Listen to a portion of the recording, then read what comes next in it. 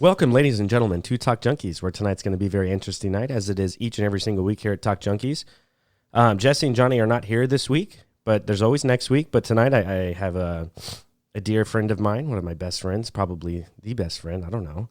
Blake, how you doing, man? What's up, brother?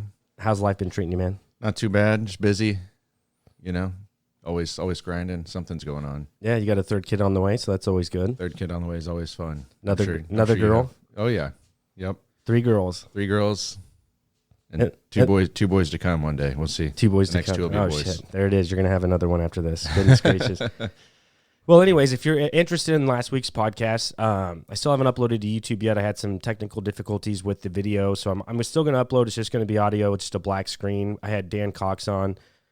He's been on multiple times.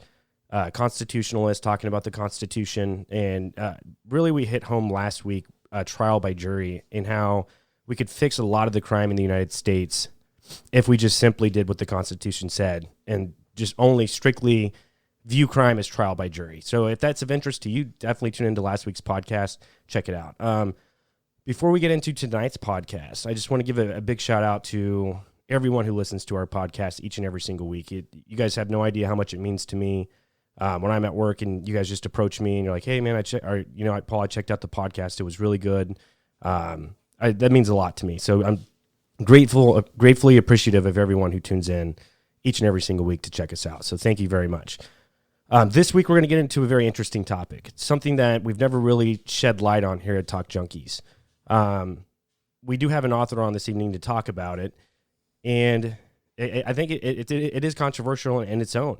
And we're going to go down the slippery slope, and that's a word that's used a lot when this topic is talked about, and it's the right to death. And should you have that choice? Should that choice be available to you? If you have the right to live, should you have the right to die?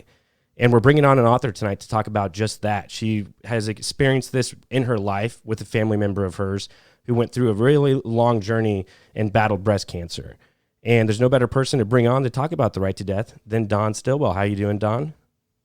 I'm doing really well. Thanks, guys. I'm happy to be here. Well, we're happy to have you. We have your book here center in front on the Talk Junkies table. Tell us a little bit about yourself, your journey, and how this book came to be. Okay, well, I'm the oldest of 3 girls. My youngest sister was Jennifer. And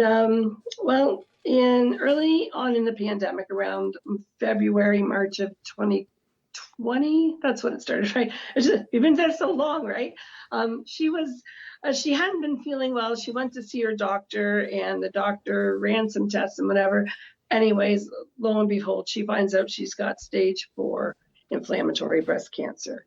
And that's not the kind you usually are able to come back from. The stats are that 1 in 5 will make it 5 years. So she knew she had a battle ahead of her. And unfortunately, it was a very lonely battle for her, because having to do this through the pandemic, our hospitals shut everybody out. I mean, only the people being treated could be in the hospitals and things like that. But she went through, I think it was 9 or 10 rounds of chemo. Then she had a radical mastectomy, and then she had radiation. And that took about 7 months to get through all of that. And all that bought her was about 6 weeks of relief, because her main symptom was pleural effusion. That's water trapped around the lung. And that had gone away with treatment, but it came back within 6 weeks of her radiation treatment stopping. And so she lost the ability to breathe deeply, and it just grew increasingly worse. And in the summer of 2021, she decided to ask the doctor, "Is there any way we can work on this?" And the doctor said, "Well, we'll put you back on chemo." And they gave her an oral chemo that she could take at home, because by this time she was housebound. And she was a few weeks into it, and she's like, I can't do this. I can't do this. Her quality of life had dropped so much because of the side effects of the chemo that she's like, "I'm done. I'm not doing this anymore. I'm not gonna take this drug and have this quality of life when all it's doing is giving me more time to suffer." But she had begun speaking earlier about possibly utilizing medical assistance in death, which is legal here in Canada, has been since 2016. And in October of last year, she contacted the people that could arrange that for her. And she chose November 13th as the day she would die. And that's what she did. On November 13th at 11:30 in the morning, my sister passed away with the help of a nurse practitioner. So whenever she first found out about it, I'm just kind of curious. There are there are screenings, and you go see the doctor yearly as a woman, just to see if that's something that could be. Was she involved in that type of thing? Yearly checkups, seeing all those things. No, she wasn't. She wasn't real big on going to see the doctor. But she had been going to see the doctor because of this rather curious breathing problem she was having. I mean, they test her for asthma and things like that because it does run in the family, and it wasn't that. And then one day she woke up actually with the telltale signs of inflammatory breast cancer, which is a red rash and dimpled skin. It just kind of came on her overnight. And so when she saw that, she booked an appointment with the doctor, and the doctor had a look at that and said, yeah, you need to talk to an oncologist. And that's where that whole ordeal started, was in the office that day. Right. So. Yeah. So I'm trying to think here. I had another question. So throughout that process, and that's like probably the worst time to find out is during COVID, especially in Canada exactly. Yeah. I mean, because they knocked us down hard in March of 2020. And what was the day, sorry, that she found out? I believe it was like it was just after her birthday, which was April 1st. Oh, like wow. That's when she told us. She had been going to the doctor and whatever, and then she finally told the rest of the family what was going on. And she seemed at the time to be, I wouldn't say determined, but she was accepting of the diagnosis and was just going to do whatever she had to do to try to have more time. Yeah. And again, though, just looking at the time frame of that, and if she told you at the beginning of April, most likely she knew at least a week or two before. And that's literally the onset of when COVID was happening. This lines up pretty much the same. Yeah, I'm sure that was pretty tough for you guys to not be able to be there as much support as. So I guess, go ahead. Yeah. Go ahead. Sorry. I was just going to say, well, it was rough because everybody's all worried about COVID. We didn't know much about it. The doctors didn't know how to treat it at that point. And she knew once she started into her cancer therapies, like her immune system would be compromised. So even if we could be supportive, she's like, stay away. I don't want to see you, because she didn't want to take the risk of, possibly contracting COVID on top of having the cancer. So, but it didn't matter because nobody could go to the hospital with her for her chemo appointment. Nobody could go to the hospital during her mastectomy surgery. Nobody could be at the hospital with her when she went through radiation therapy. So she basically had to go through all that alone. Now, my mom moved down there for a good chunk of 2020, and then she didn't come back till February of 2021, and then ended up going back to stay with Jennifer late spring until Jennifer passed away, just so she had somebody there kind of look after her. What was like the process for her? Because in Canada, you guys do have free healthcare, and just kind of going through that, and then obviously again going through the onslaught of COVID. Obviously, she had to do it alone, but whenever you're at that stage of cancer, was it a long process for her to get these appointments set up? Was everything kind of fast in motion for her to aggressively try and take care of this? Because again, you said only 1 in 5 people come out of this. Right. I mean, the oncologists knew that if they had any hope of beating it back, they had to start treatment right away. So she found out end of March, first part of April. Excuse me. She started chemo the end of May, and that carried her through till I think the first week or so of August.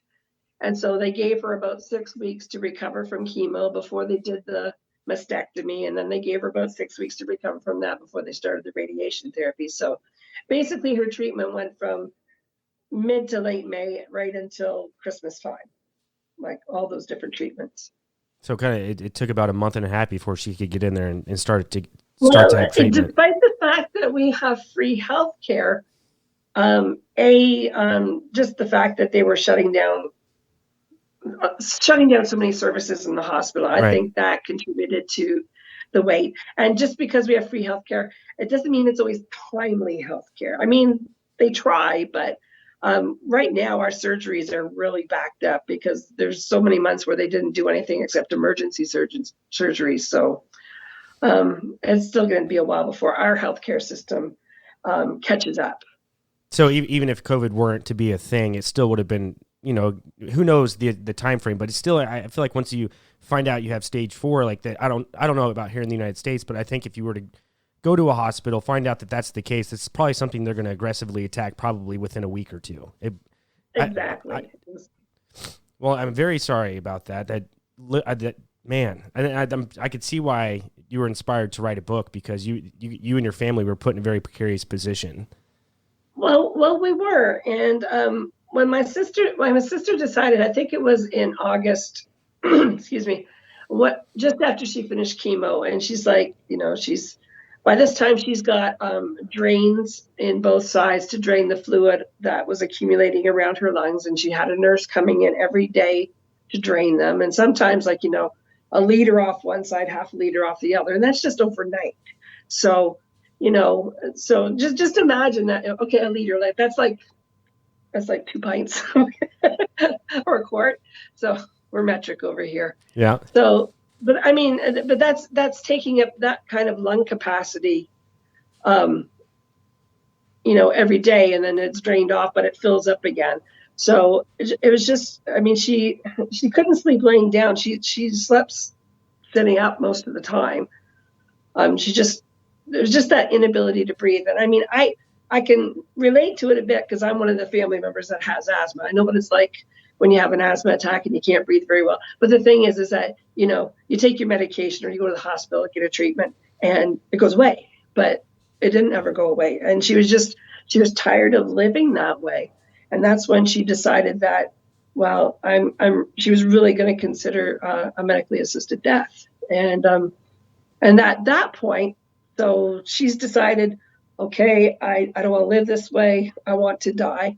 And that hit me kind of hard, because when someone has a terminal disease, they're not going to be with you for all the years you'd like to have them with you. But at the same time, their death is kind of just out there on the horizon. But when she said, I want a medically assisted death, and I think I want to do it, before I get to the point where I have to be treated in hospice, because she was receiving hospice care at home after she went off of chemo the second time.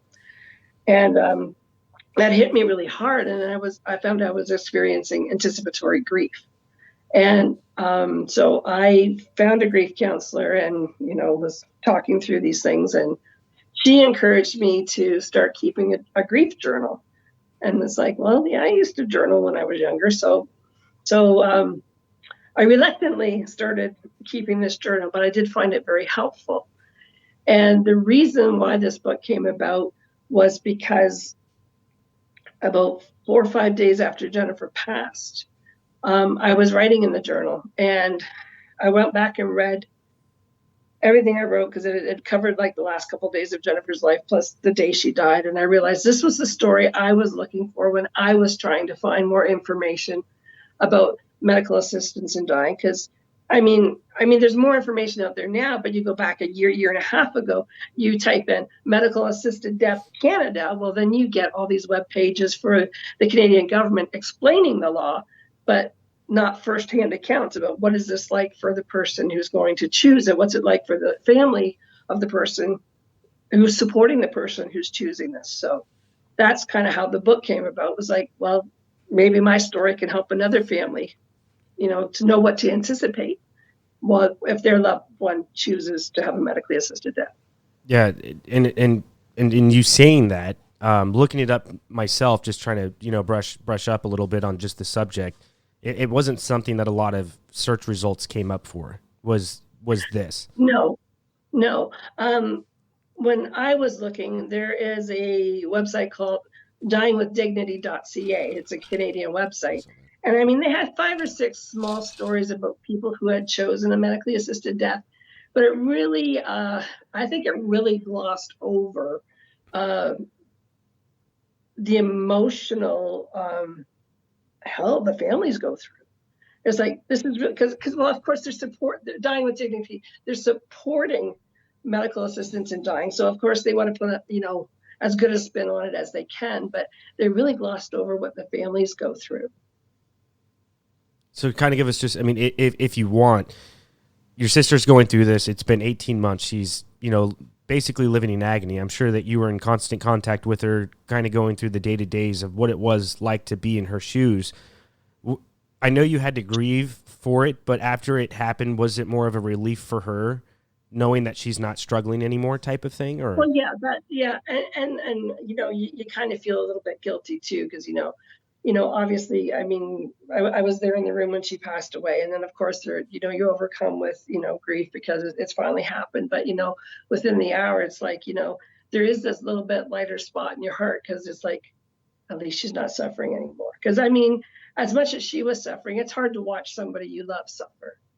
So, but then you feel a little bit guilty, but, you get over it quick enough. I mean, it is a relief, because yes, she's no longer suffering. She tried to keep her life as normal as possible. So other than, having the drains put in, having the nurses come, I mean, she refused to have a hospital bed, even though I think she would have been more comfortable. And every day she diligently got up, and sometimes my mom had to help her, but, she'd get a shower and she'd be fully dressed and sitting on her spot on the couch for when the nurses came. And, she just, she didn't act like an invalid because she didn't want to be perceived that way. She was a very strong-willed woman. And I think it was just a case of, well, cancer's got me, but you're not, she was as determined as she could be to live as normal a life as she could during the pandemic while, dying of cancer. So what's kind of your take on assisted suicide now that you've been through it? And I know that your goal is to help people who have to go, or is to help people who have to go through this as well. Now that they don't have to go through a pandemic and a sister who has stage 4 breast cancer. Most people will not have to experience it at that level. But I wanted people to know what it was like, because, statistically, in 2020, 7,545 people in Canada chose a medically assisted death. Now that's 2020. In 2021, there was 10,345 in Ontario alone. I could tell you the stats, but I don't have the paperwork in front of me for the rest of Canada. But that's what got me. It was like 50% more people in Ontario than all of Canada the year before. So right now, people, if you haven't been affected by it, someone who knows someone who's chosen this route. That's kind of where we're at, but people don't have the opportunity to talk about it.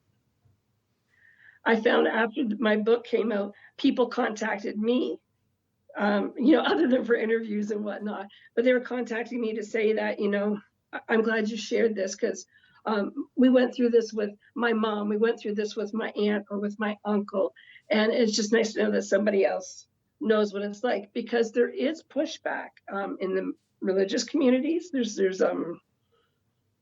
certain religions that it doesn't sit well with them, and they're speaking out against it, and some of the medical communities, because doctors take an oath to do no harm, and some doctors just don't want to put their John Henry on the paperwork, and you have to have 2 people sign off that yes, you're terminal, and yes, you should be allowed to make this choice. So people should be talking about it, but they find it hard to talk about, because either it was a traumatic experience, or the people that should be supporting them don't agree with it. And the thing is, I don't think you have to agree with somebody on this to support them. I have a very good friend. He's a very devout Christian man, and he's like, I just don't think God would like that. And it's like, well, if it was your daughter and she chose this, like, would you just turn your back on her? No, you wouldn't. You would be there for her, even if you didn't agree with her choice. At least I like to think that's how people would think. What is the beginning? And I know you weren't there for it, but what is the beginning process for this? Did she had to contact someone? What kind of are the stipulations for assisted suicide? Do you have to be terminally ill? If you are suicidal and you're a younger person, is this something that they would have access to as well, or is it more geared towards people? They don't have access to it yet, but they're trying to create legislation to allow it for people who are mentally ill. Again, that's a slippery slope, though, because if you're so unhappy with your life and you're mentally ill, I mean, I can see it possibly in some circumstances, but you wouldn't want the law to be abused. So, and I think that, but right now, you have to be deemed terminal within the next, likely to die within the next 6 months. Right. And see, whenever I first contacted you and I started thinking about this subject, that's kind of along the lines of, I've never put too much thought into it, but I'm like, if I were to agree with something like this, it would have to be specifically only for people who are terminally ill. I don't see any other way when you allow government or even doctors at that point to kind of have a say in it. Again, like we talked about, it's a slippery slope. Then you allow for other tomfoolery to come to be involved in these types of situations. Well, that's exactly it, because especially if they were to, create legislation that, allows people who are mentally ill. Okay, so what people does this encompass? Does this encompass people with developmental disabilities? Okay, then all of a sudden, then are they deemed not worthy of life? If a baby is born and, with medical problems that are probably incompatible with life or incompatible with, a life worth living, is euthanasia going to become a thing that, that could be used in a situation like that? And I mean, we're nowhere near having those kind of talks over here, because they're taking very baby steps, but it is a controversial topic. And it's at what point? Right now, it's people who are going to die anyway. It's to save them suffering. But if they were to use the law to go beyond that, I think that's a very slippery slope right there. Yeah, I know we keep saying that, but I mean, I don't know how else to put it. So I think that you're kind of in agreement with, at least with how I view it or look at it. It should only be used for that. It's for people who, like your sister, who are suffering and going through a very traumatic experience that's not going to go away and can't be cured. Yeah, exactly. Where there is no hope of getting better. There's no hope of getting better.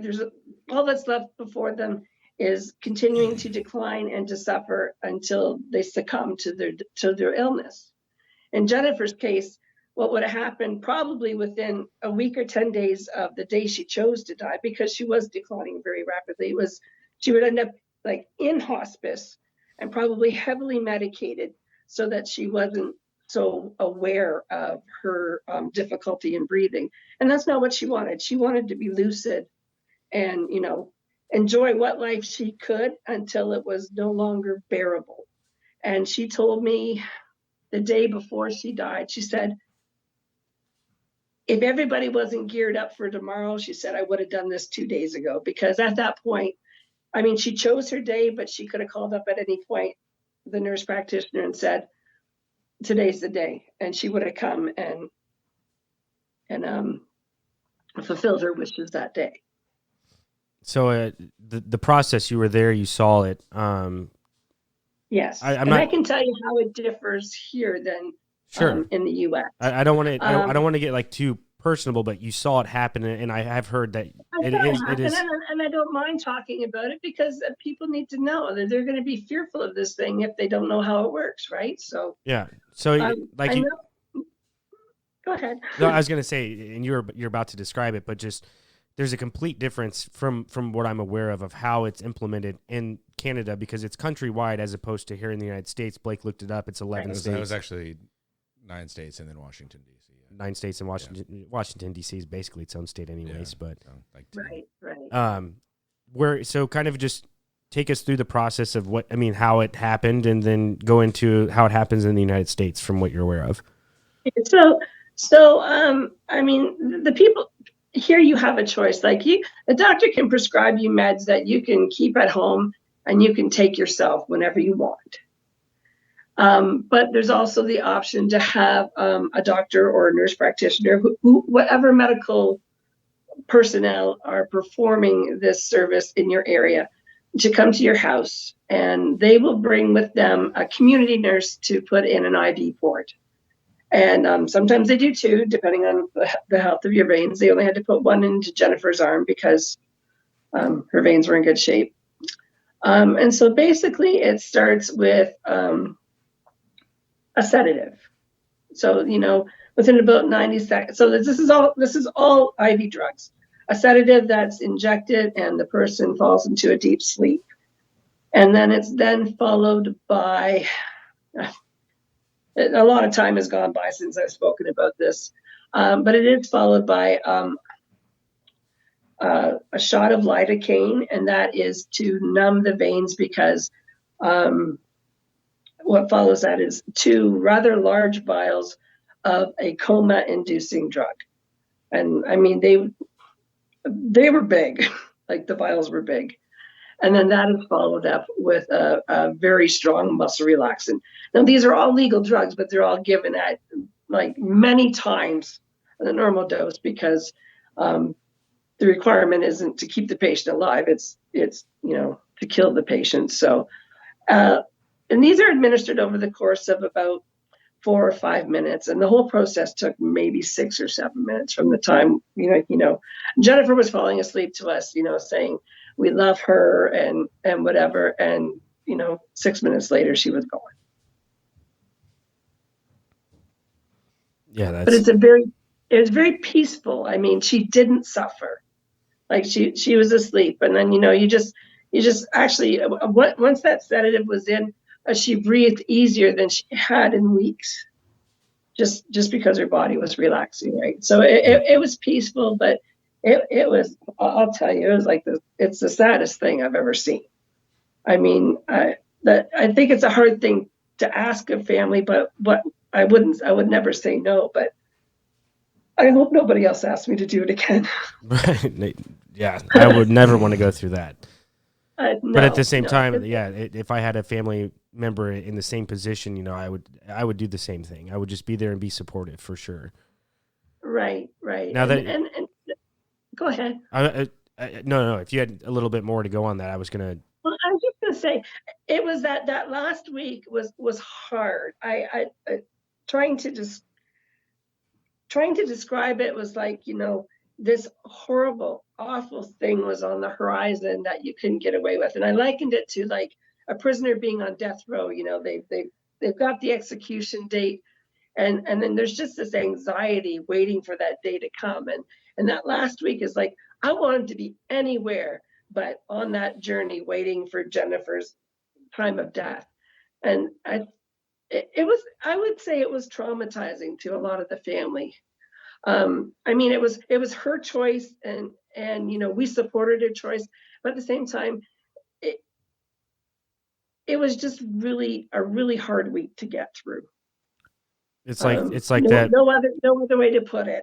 It's that part where you said like you kind of felt guilty, like, but you didn't. Or not that you didn't, but it's like it's the guiltiness of you wanting her to stay and live. That way you can talk to her and be with her. She's your sister. You want nothing else but her to be there. I think everybody goes through that. It's like, no, I want you to stay. I would never tell them that because it was her choice, and I think I explained in the book. I said it might have been a selfish choice, but I think it was actually the ultimate act of self-care for her. Because she just couldn't bear being in her body anymore. So how does the process differ in the United States to what you're aware of? Now, from what I'm aware of, I was looking for information on how this happens, because I had no idea that it was different in Canada until I was in on the conversation with Jennifer and the nurse practitioner when they were setting it up. I had watched a TED Talk with, it was given by Elaine Fong, and her mother had chosen a medically assisted death. And I'm sorry, I don't remember. She might have been in Oregon. Anyways, somewhere on the West Coast where it's allowed. But in the US, like the drugs are prescribed, and the way Elaine told it, there's there's like a $400 option and like a $3,000 option. And the $3,000 option works really fast, and the $400 option doesn't. But in either case, the law requires that you are still have enough, you're still lucid enough and capable enough to be able to take that medication on your own. Nobody can help you. Nobody can, like it's hands off, because you don't want to be accused of attempted murder. So there's no doctor signature. No, there's just, the doctor prescribes the drugs and you can take them at any time, but you have to take them yourself. It's not a case of, telling somebody, well, if I get really bad, just, shove them down my throat with a glass of water. That's horrible. But, no, that's not it. I mean, you have to physically be able to take and ingest the drugs yourself. So that means people have to choose to do it before they lose these capacities to be able to do that. Whereas here, you can do a waiver of final consent, meaning, let's say you were doing the paperwork and you chose a date 6 weeks out from today, and the paperwork's all in place, and then you've signed this waiver of final consent, meaning if you are unconscious and unable to give consent, they can still perform the procedure. Whereas if you're in the United States, it's something you have to do on yourself, because something you have to do on your own. So you can't wait to seek that a medically assisted death until you're too weak to sit up and be able to swallow and things like that. So in the U.S., if you choose this, you might end up having to do it, maybe do it sooner than it seems like they're kind of cutting you short a little bit. If here versus there, where you can kind of take it to the end where you are versus here where, you don't necessarily get that option, having to still be able to do it yourself almost. So. Not only that, but if you're incapable of doing it yourself, it's not going to happen.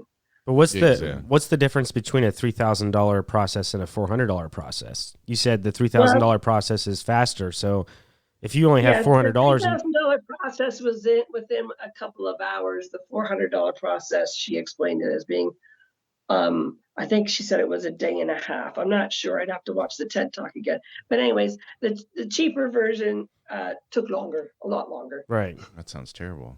It does. Yeah. Why would?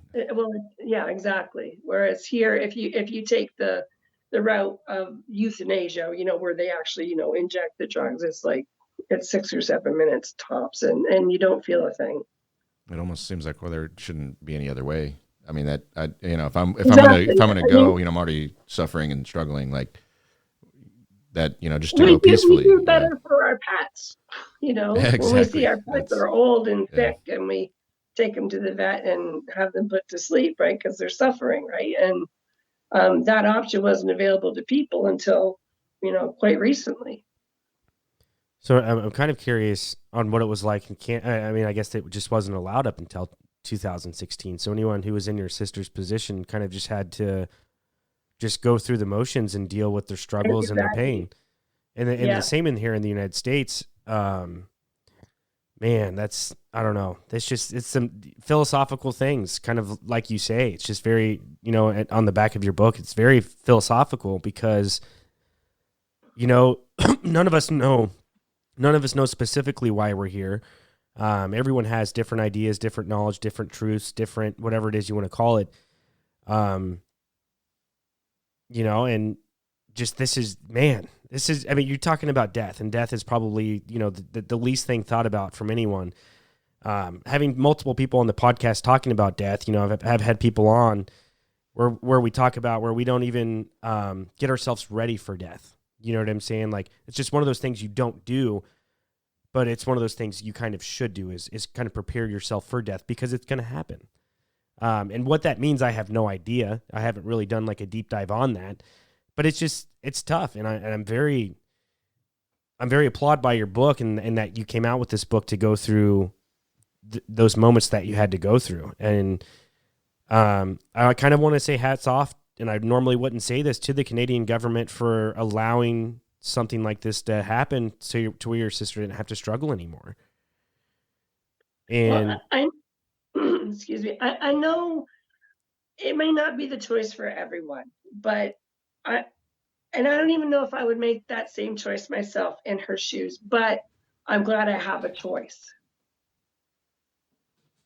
That's the thing, to have a choice. And that's whatever. Whereas if I don't want to die a horrible, agonizing death, I don't have to. I'm in a pretty good spot in my life. I don't want to go any sooner than I have to. Right. But that's speaking from a place where I'm pretty healthy and whatnot. But I mean, I watched what Jennifer went through, and I wouldn't wish that on anybody. That cancer journey, the suffering, and just it was hard to watch her go through it. And that's 18 months. So I've had quite a few people pass away in my circle, through the 33 years that I've been alive. I would say over 10, close family members and friends, uncles, grandmas, grandpas, right. Stuff like that. And it was nothing ever that your sister had to go through. It wasn't an 18-month journey that your sister went on. It was something very abrupt, brief, overdose, heart attack, those types of things. It wasn't like they could have had the option to even try and do an assisted suicide. It's just naturally happened or was caused by ill effects, and it was quick. Right. So, again, yeah, I just don't see, again, other than, because I'm trying to think of any other way that this would be okay. And the only way that I see it, like we said earlier in the podcast, is if you were terminally ill. And I don't think that there's any way around that. I don't think so either. And like I said, making it an option for the mentally ill, I think that's a big gray zone. And I guess we'll wait and see what the government decides about that. So, and when you say the government, that's federally, right? Throughout the whole country? Yeah, federally. This is all been done at the federal level. So. And there are advocates for this and people who have voices that go into these meetings and talk with people. Are you a part of that at all, or just kind of just observing it? I'm just kind of observing, but I have been drawn into a few conversations here and there. Just people wanting to know more because they have a family member that's ill or whatever and is, considering this. One fellow heard I did an interview on CBC, not CDC, and he heard it on the radio, and he lived near me, so he called me up. Well, see, his dad's in a nursing home and he's not well, and but he still wants to stick around until he's too sick. But the way the law works, it's like, you can't. I think the way they've done it is that, they just come back and do the process every 2 months so that, he's never outside of what the paperwork he's done will allow, because he doesn't want to pick a date because he's not sick enough yet.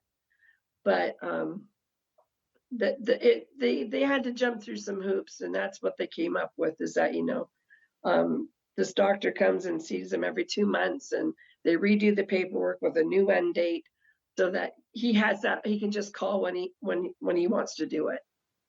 And I mean, I guess that's one way to get what you want without, declining so fast that, you don't have the opportunity to put it in place.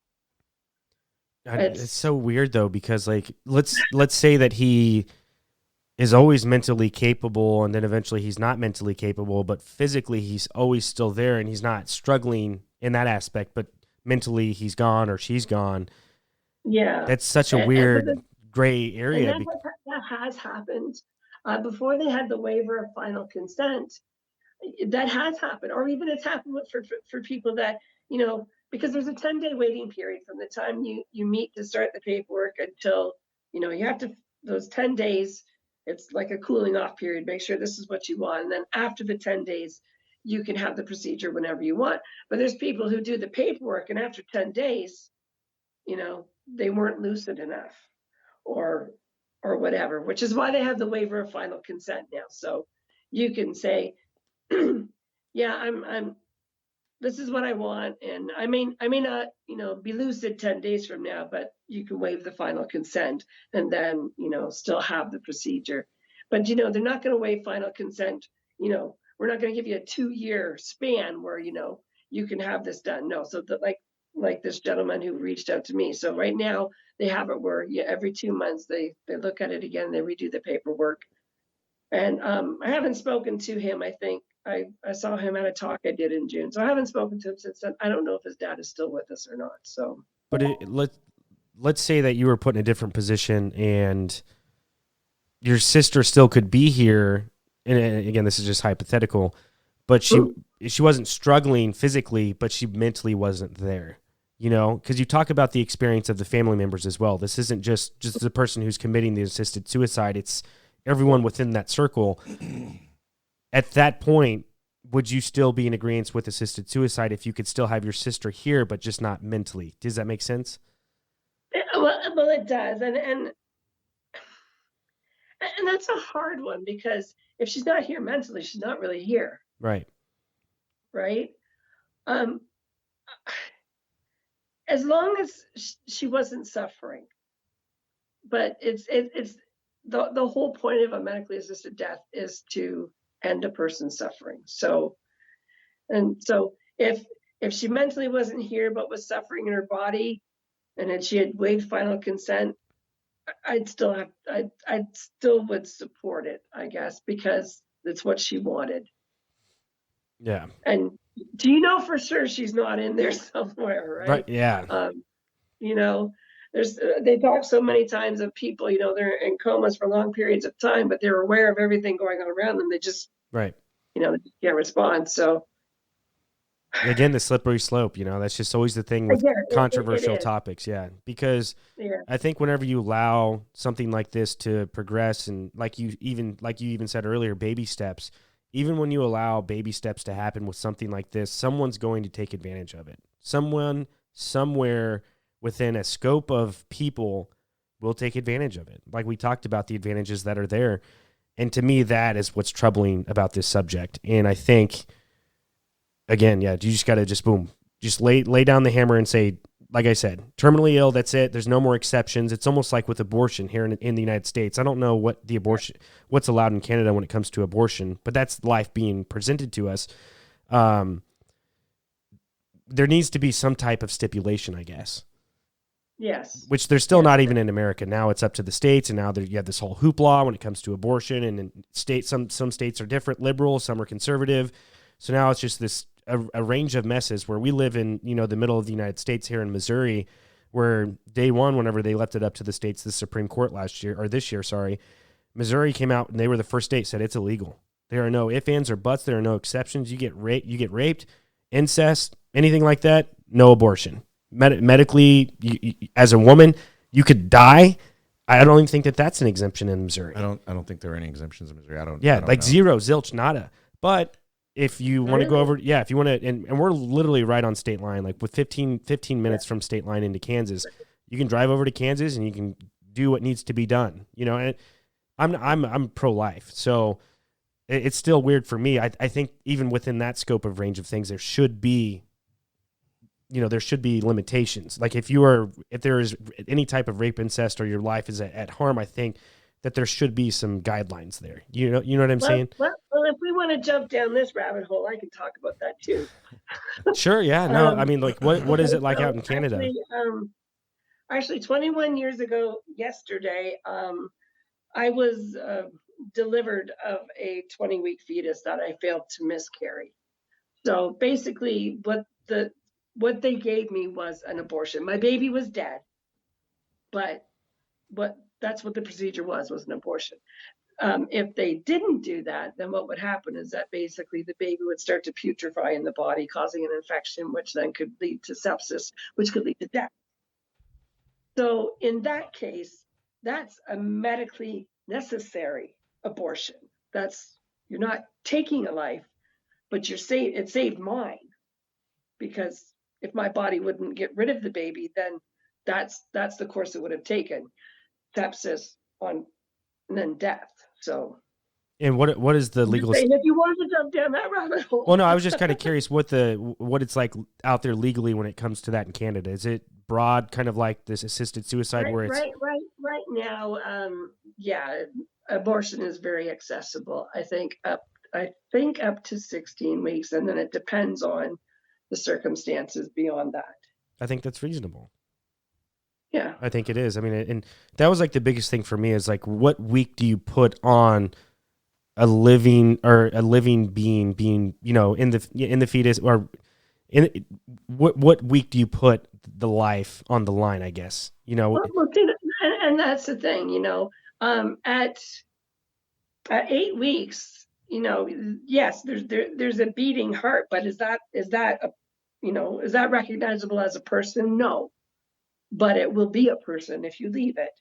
So that, you know, it's like, you know, they've been debating abortion for years and years right. and years and years. And I don't think it matters which side you're on. Medically necessary abortions, they need to be there. Yep. And the thing is that, you know, I read an article, it was back in the summer, and I wish I could remember where I read it, but it was a woman in the same situation I was, and they would not give her a medical abortion to, you know, get the dead baby out because it wasn't allowed. The doctors were, because of the interpretation of the law, the doctor could have been, you know, liable to go to jail. So they literally had to wait until that dead baby made her sick, you know. That's crazy. That's terrible. So, yeah. It is, because that's putting her life in danger. Yeah. And it wasn't, and the thing is, it didn't have to go that way. Right. I mean, there is a procedure to fix that, but. Well, yeah, and you're able to go in there, see if there's a heartbeat, sonogram, see what's going on, the health of the baby, and if it's exactly. And if the baby is deceased and your body isn't, you know, doing what it needs to do, you know, to deliver it, you know, naturally, then you need a medical intervention. And right now there are doctors who won't perform it because, you know, the law stipulates, well, you know, if it's misinterpreted, I can go to jail. So. What part of Canada are you from again? Sorry. I'm in Ontario. Ontario. So that's Ontario. Yeah, I'm like 20 miles from Port Huron, Michigan. Okay, cool. So yeah, I'm very fascinated, and I'm kind of changing subjects here a little bit. Just with northern Canada, and just the beauty that it holds, and I just saw an interesting statistic. It's like only 1 in 5 Canadians live like in what would be considered northern Canada, and the other 4 people are like super close to the United States, like you just described. I just kind of thought that was fascinating. Yeah, well, I mean, you get up there. I mean, it's beautiful, but it's cold. It's cold and it's a harsh environment. Yeah, there was this guy, this gentleman. It can be, yes. I mean, but there was this gentleman. He did like a legitimate like hike, you know, across northern Canada, like all the way. It took him 3 months, or it was like 100 days or something. And he finally made it. But yeah, it's beautiful up there. I'd love to see it at some point in my life. So I don't know I don't know. I don't know if I mean, we still have a little bit of time left. We got about 15 minutes till we hit the hour mark. Sure. I don't know if you have any lasting thoughts on just kind of our conversation tonight, or any other things that you'd like to put forth out there. Because there are some other questions that I have, specifically just you living in Canada. I've only met one other person my whole life. Really? Yeah, through work. You know, other than to make a plug for my book, you can find it anywhere online, or, you know, ask for it in your bookstores. But yeah, if you want to know what it's like being part of a medically assisted death, then, you know, get the book, because I laid it all out there. I didn't hold back. Yeah, Jennifer's Choice. The book's right there. If you guys are watching on video, it's right there in the middle. Dawn, all your links will be in the description below, and on YouTube and Spotify and all those things, to where people can find your book. Thank you. Yeah, you're welcome. You said that it was moderately common in Ontario, you know, where you might know somebody who knows somebody who's had this procedure done. Yeah, right. It's because we're 7 years, 7, almost 8 years that the law was changed to allow it. But it took a little while to gain some traction, and they've been tweaking the laws here and there and whatever. But yeah, when Jennifer said this is what she wanted, and like this is just like, a year and a half ago, not even a year and a half ago now. Yeah. I didn't know anybody else. Yeah, I've never heard of, I mean, for us here, I mean, so it's very few places in America that allow it. And it's just almost I've never known of anybody who's known of anybody who's known of anybody who's gone through this procedure. So it is definitely a different scenario for you guys. Now that the books come out, people reach out to me, or people that I know come and talk to me about it because they didn't feel like they could talk to other people about it because they didn't know where other people stood on it. Because again, it's still kind of controversial. It definitely would. Yeah, I could see it being kind of touchy. Yeah, definitely. So with like the growth, I guess, with like, as it becomes more, like more people do it. So, I mean, it's like, I guess you'd say it's becoming more accepted. Is it like more support groups? I mean, are you seeing a lot of more stuff like how you're trying to put information out there for people who are in this situation and probably haven't been in this situation because it's not an abundantly common one.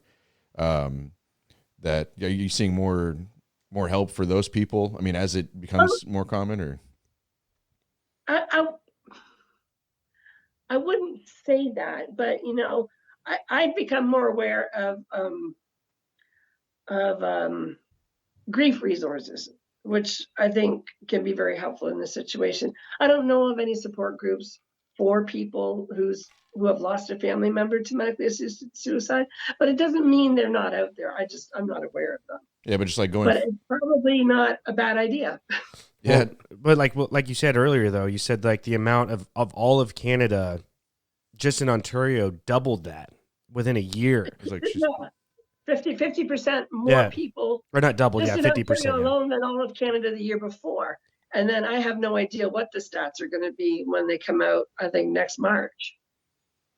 Yeah. So yeah, and now it's a case where nobody used to know anybody who did it. Now, if you don't know somebody, you probably know somebody who knows somebody.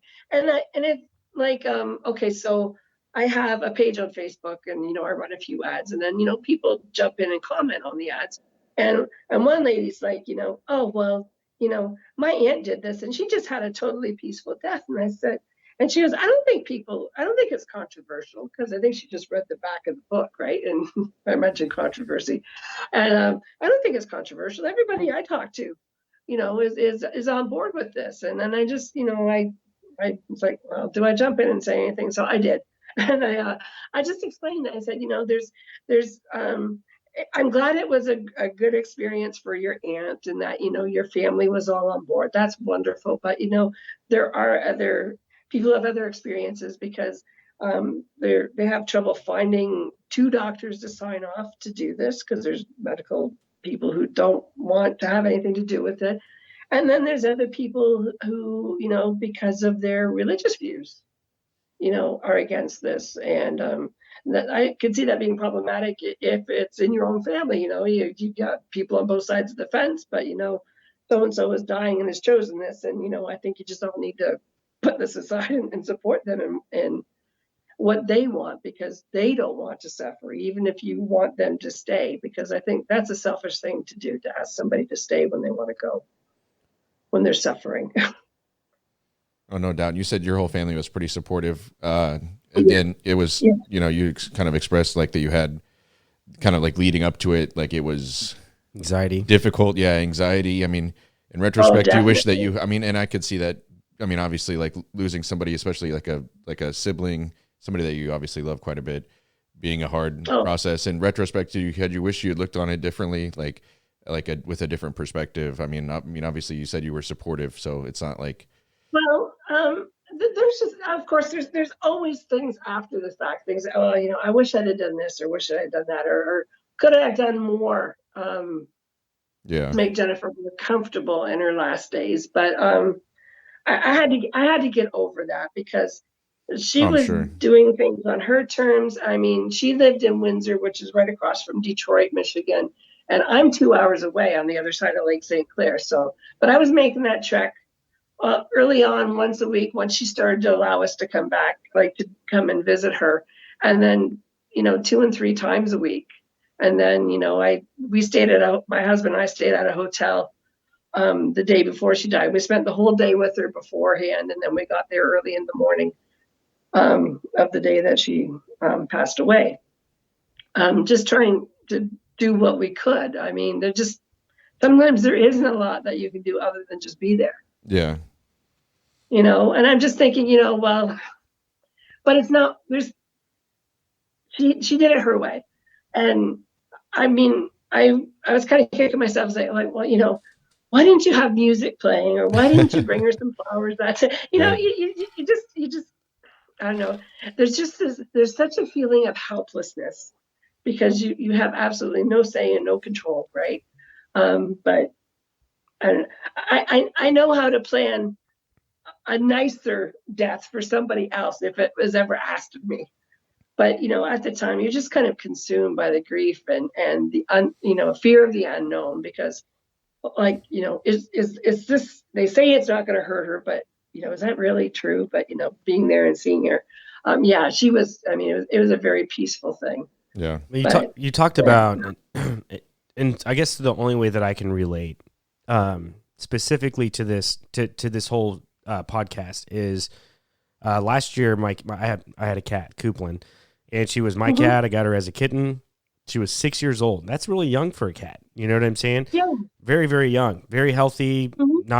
She was just a good cat. And just out of nowhere, just days go by, she's not eating, just days. So there's the suffer there. She's suffering already. When now knowing about what I know, suffering, take her to the vet. Oh, it could be this, it could be that. An emergency vet. I'm like, okay. So I take her home. I try and do those things. Nothing progresses. So she's still suffering. There's probably a week and a half of suffering. I took her 3 times to the emergency room for finally the 3rd time for them to tell me. The first time they did a sonogram, but they didn't do a sonogram of her lungs. The 3rd time, or it was the 4th time that we went there, well, they did a sonogram of the full body. And that's when they saw that there was a mass in my cat's lung. And that fluid was building up in the lungs. It was hard for her to breathe. So she went through an initial struggle of multiple weeks, and it was very tough to watch. She tried to escape. We have this beautiful cat house that they can go out the window and enjoy the outside, a 10 foot by 8 foot little enclosure. She found her way out of that, and she tried to run away because that's what cats do when they're about to pass. Yeah. They want to find a spot. And luckily I caught her, and then I took her that final time, and that's when I'm like, yeah, short of you spending this outrageous amount of money to maybe save her, it's most likely won't, but it would give her a little bit more time. Your best option is to euthanize, and I had to be there. I was with her. I held her when they did it. I cried. It was just it's not an easy thing. I've put pets down before too. It's not an easy thing. And it's not comparable to a sibling or a mother or a father, but I mean, that's as close. I mean, there are parallels there. For sure. Yeah, the thing is that you loved your cat and you didn't want her to suffer. Exactly. So. I think again, are you kind of in agreement too, Blake? Like, is that really the only stipulation is just like terminally ill? Could you see it used any other way? I mean, no, I mean, it shouldn't be. I mean, like you said earlier, I could see people trying to maybe take advantage of it. I mean, there's other spots like my great grandma at the end, she had no idea what was, she was Alzheimer's, and that was really tough to watch because, she really had no clue who anybody was, where she was. Like, she thought I was like her son for the longest time towards the end. And I was like, okay, yeah, it's good to see you. Like, it was good to see her, obviously, because, I've just growing up, she was always around with my grandma, and that was tough to see. And I don't know, it's like, I don't know at what point, somebody who is, their body still works, but their brain doesn't, at what point. I mean, I guess in a sense it was working, just it was kind of in its own little world. At what point, something else would, where you would kind of bring something else into that picture. I think that it probably should be left at terminally. I mean, I don't think anybody should suffer if you're in pain like that, especially like your sister.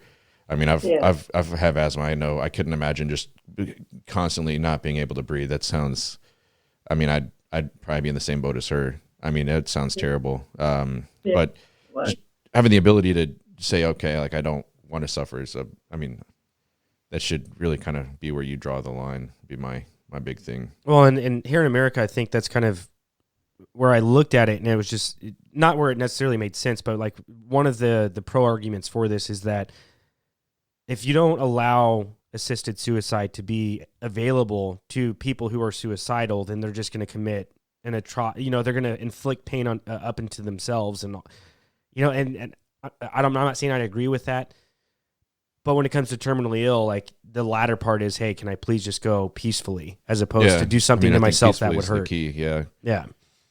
I mean, and usually by the time they're at that point, they've suffered enough. Exactly. Yeah. Let them go peacefully. We have the pieces in place to sleep, and that's it. Yeah.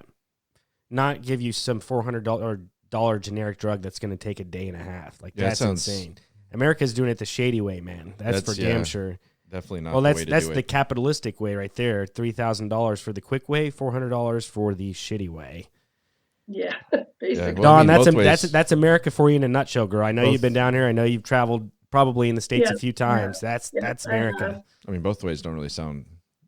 I mean, like the way that you guys do it definitely sounds a lot better than any other way. I mean, it sounds like she went peacefully, and you guys were kind of able to be there. It was quick, versus. Well, yeah, exactly. It could be a few hours. It could be a day and a half. It's like, okay, well, so you're just like wandering around the house, and then just kind of drop to the floor dead. It's right. Like, that'd be unfortunate. You're probably a couch potato on those drugs. Sure, I have no idea, but I don't know either. But I know there are a few other countries. Australia is a country where I think I could be wrong, but there's a map of where it's allowed, and I think it's Canada. Quite a few places in Europe as well. Yeah, it just makes sense. I mean, why wouldn't it? I mean, if somebody is saying, hey, like you're not going to be around. Well, it's the big religious piece where people say it's God decides when you die. That's like the biggest part of it. That's especially when you go to the Middle East countries and stuff like that. There's no support or even any type of talk about what we're talking about.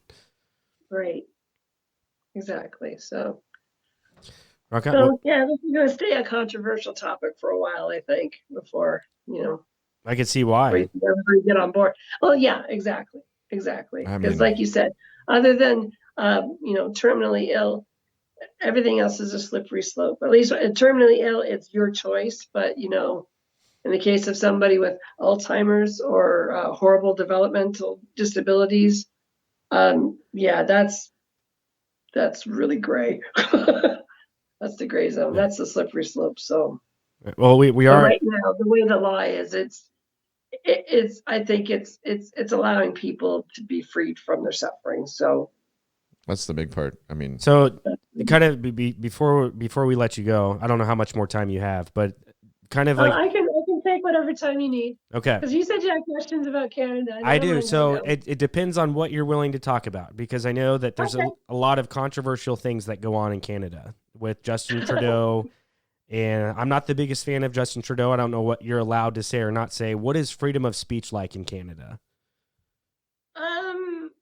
I used to think it was really good, but especially when the pandemic hit, there's a lot of there's certain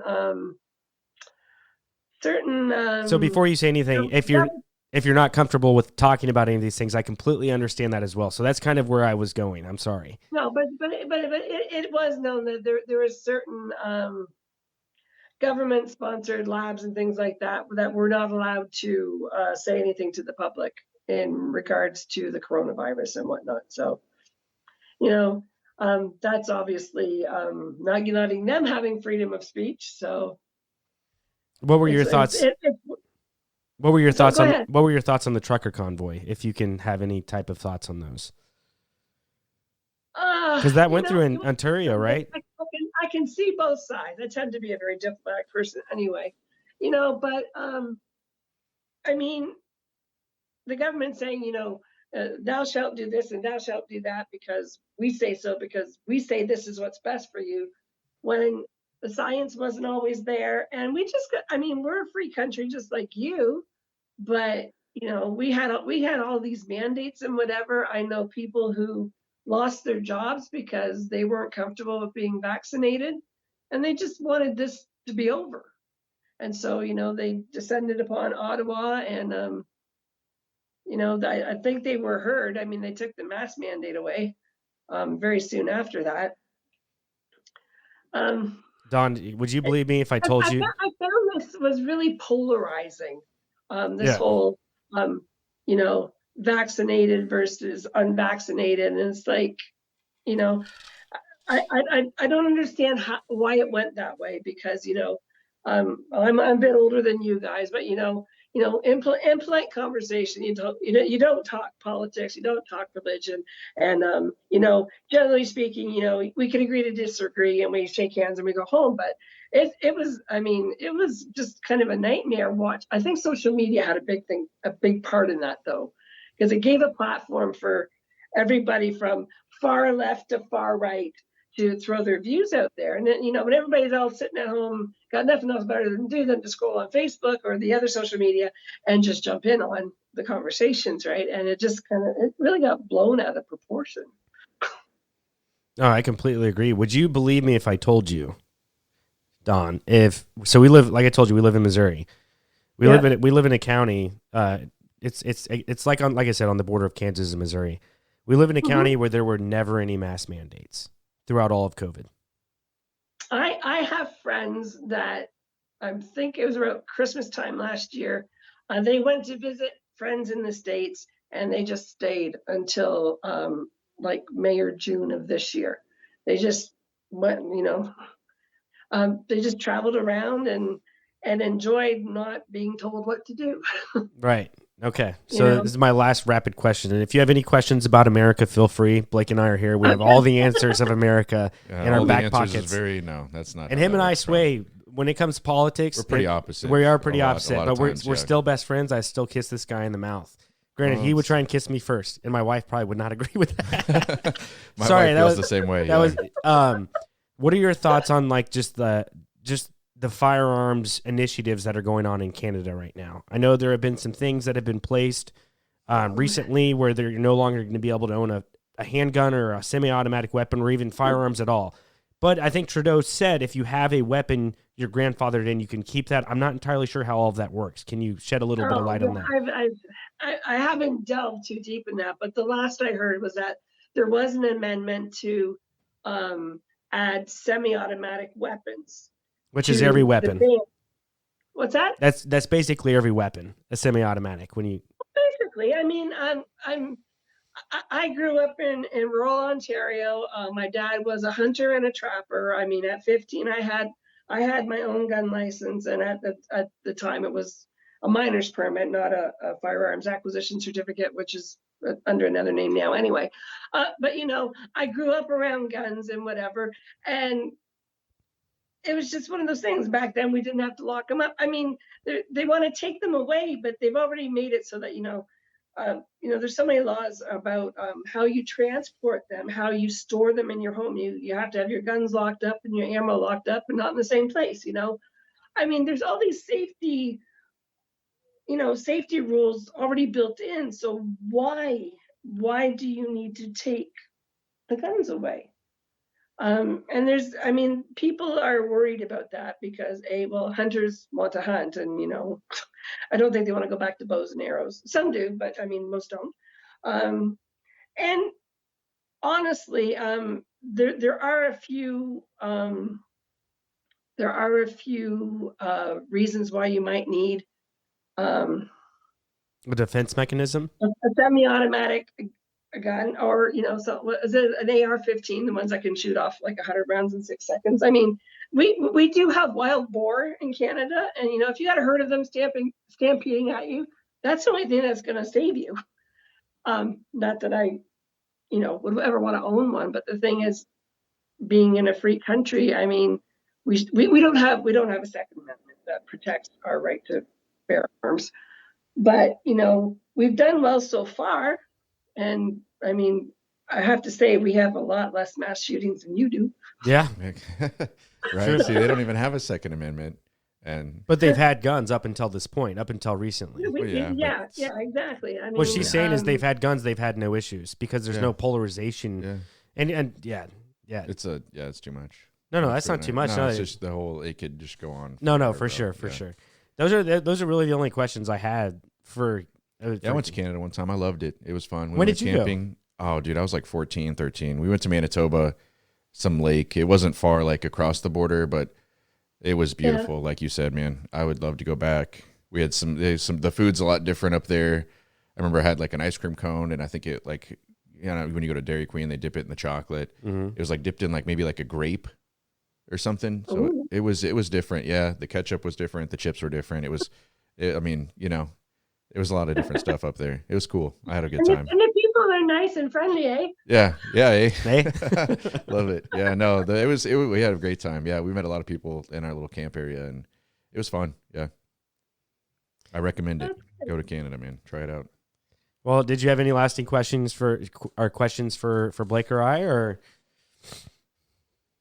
No, I don't think so. It's a little bit later here, and it's for sure. It was a long week, so yeah, just shoot us. Do you have a website? Where can we find you? Again, I'll have all the links below. You can find me at www.dawnstilwell.ca. That's my author website.